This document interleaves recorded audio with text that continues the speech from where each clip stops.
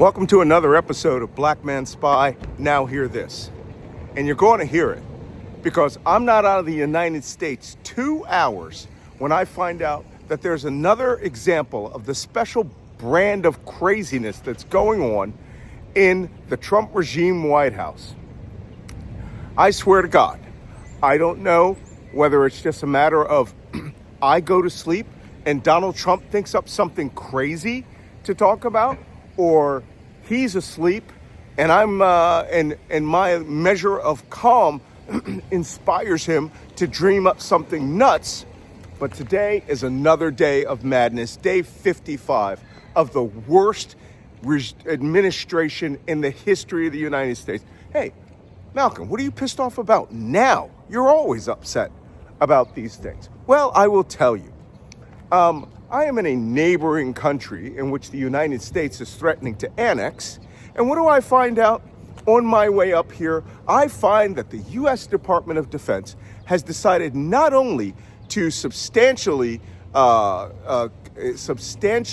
verify that the policy of the Department of Defense now is that it is a white supremacist organization.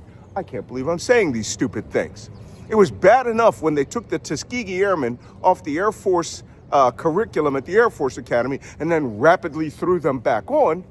But in the last 72 hours, the United States Department of Defense has pulled all of the memorials online and noteworthy events of women in the armed forces of the United States.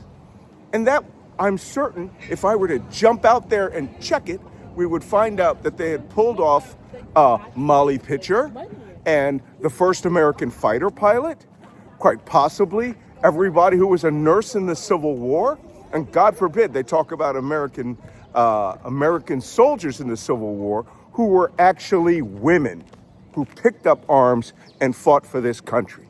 No, they've pulled everything, every photograph of women of significance in the Armed Forces imagery database.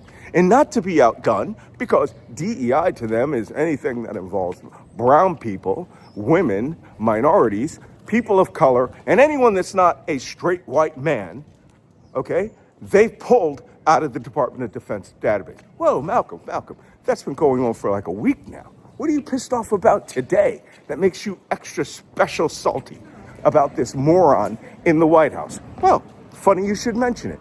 Today, now you're speaking to a guy who worked for the National Security Agency as a cryptologist. It's bad enough that they go out and they covered up the memorial at the National Security Agency for women and people of color. They put that back up with a lot of protest. But today I hear they removed all reference to the Navajo code talkers. That's right, the Navajo Indian Marines who fought in World War II, went island hopping in Iwo Jima, Tarawa, and other places, and spoke in Navajo because the enemy could not understand the Navajo language.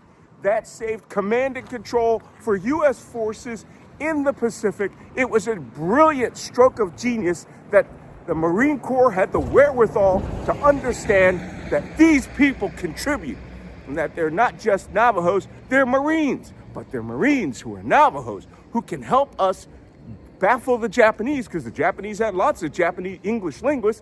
They didn't have any Navajo linguists. Utterly amazing. One of the most amazing feats of U.S. counterintelligence history and signals intelligence history. They pulled them off. They pulled off all the women, all the blacks, all the Hispanics. This is officially a white supremacy government. Now, it's bad enough that we have to put up with a man who is a complete and utter moron. But let me tell you something about the people who defend the Constitution of the United States. They take that oath very seriously. I take my oath seriously. I still protect secrets to this day. And what do we have here? We have a government that has made it clear they don't care about the contributions of women. They don't care anymore about the contributions of minorities. They don't even want them to be seen. Malcolm, can it get any worse? Navajo code talkers, that's terrible. Yes, we found out they pulled off the biographies of Black Medal of Honor winners. The Medal of Honor. Let me tell you what categorizes as a person who is deceased and has the Medal of Honor. Let me tell you what color they are. White tombstones with gold letters. And that's it. Donald Trump and his quote-unquote Secretary of Defense decided that blacks need no recognition. Women need no recognition. Asians, Pacific Islanders, no recognition. I can't wait for them to start pulling the names off of buildings of the great black mathematicians and engineers who were on the Apollo space program. You know that's coming. This is a racist president.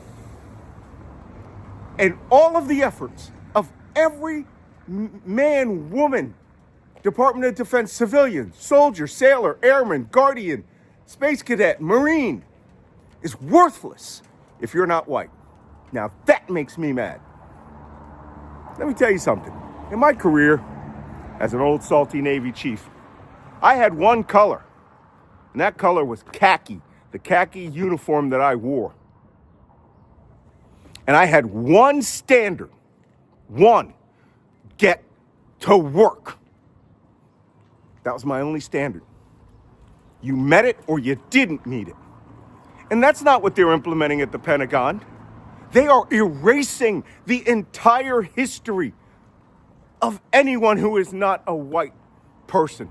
My great-great-grandfather and his brother ran away from slavery to join the 111th U.S. Colored Troops, then went on to riverine warfare boats in the Tennessee River Valley to bombard Confederates. Then my great-great-granduncle went to the Indian Wars, where he died and is buried in a cemetery, a military cemetery, of an inner ear infection, which is a horrible, painful way to die. He couldn't sit up on his horse in 9th Cavalry Buffalo Soldiers. The Spanish-American War, World War I, World War II. Do you think my grandfather in World War I, when him and his brother were taking teams of horses out to the San Miguel battlefront and bringing back dead bodies of white soldiers, do you think he would say, "Whoa, I'm sorry, we don't recognize the sacrifice of these soldiers. Leave them here in the San Miguel Cemetery"? Do you think that's how he felt doing that? Having to bring back the bodies of his comrades, who many of whom didn't like black soldiers in France in World War I. He did not. And neither should you. Now, I'm going to speak for a moment to any of you MAGA who are in the armed forces and think that this is great. You can go screw yourself. You have betrayed your oath. You know what? I don't like to use the T word because the Constitution has that in there as the only crime that's in the Constitution. But you have betrayed your oath to the people of the United States and to everyone you ever work with. And don't ever let me hear you say, "Well, I'm not a racist. I had black troops in my unit," or "I had black airmen." If you support anything Donald Trump has done, you have betrayed everything, the sacrifice, starting with Crispus Attucks, the first American to die for this country at the Boston Massacre. First man, take a bullet, die. This is disgraceful. And you need to unscrew yourself. The Second American Revolution is coming. I can feel it. It's going to be a peaceful, nonviolent one, but it's coming. And we're going to right these wrongs. And we're going to hold accountable the people who decided that white supremacy and racism is the official policy of the United States.